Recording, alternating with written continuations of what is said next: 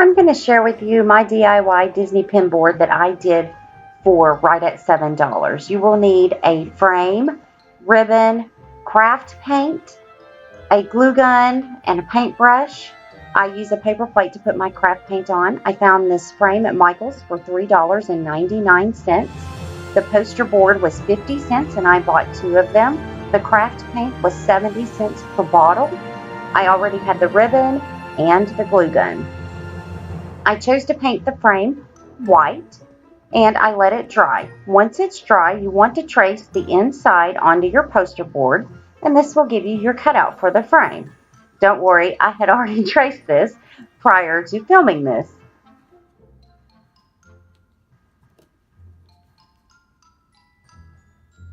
So once you have your trace, you'll want to cut it out, but you want to not cut it out exactly on the line. You want to leave a little space outside of that, and this is where our bead of hot glue will go to glue to the front of the frame. And yes, I said front, and we'll get to that in just a moment. Don't worry about being perfectly straight with your cut on this, but don't be exactly all wild either. But we are going to hide our little imperfections later. So you'll want to paint the opposite side of where you traced. That way we can see our trace line when we flip it over. I chose black because I feel like it would accentuate the pins a lot better, and the pins come on blackboard. So as you see, once it dried and I flipped it over, I can see the space between my trace and where I cut it out. And this is where the bead of the hot glue is going to go. So once we have the hot glue on, we stick it to the front of our frame where we painted. And yes, I said the front. And the reason is that way we have the gap in the back for the frame, and we can keep our backs with our pins, and we do not have to store them in a pouch or a separate place and end up losing them. The backs will stay with the pins. And as you see, we have some imperfections here, and we are going to hide those or distract from them, as I should say, using some puffy paint.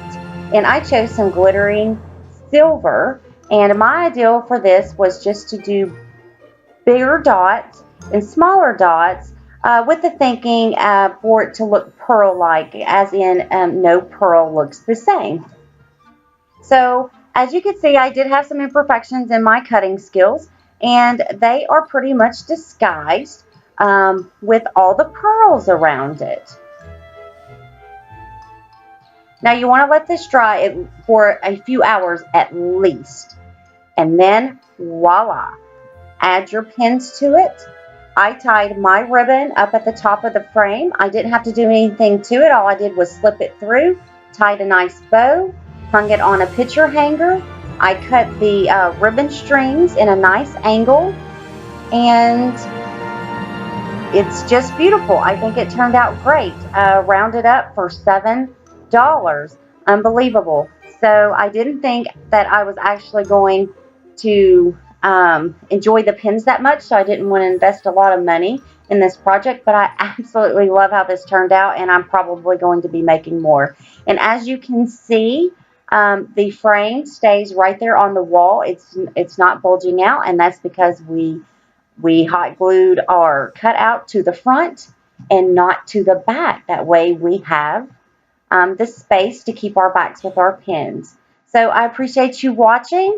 This is Wendy with an I. If you would like to see more of these, let me know. Subscribe.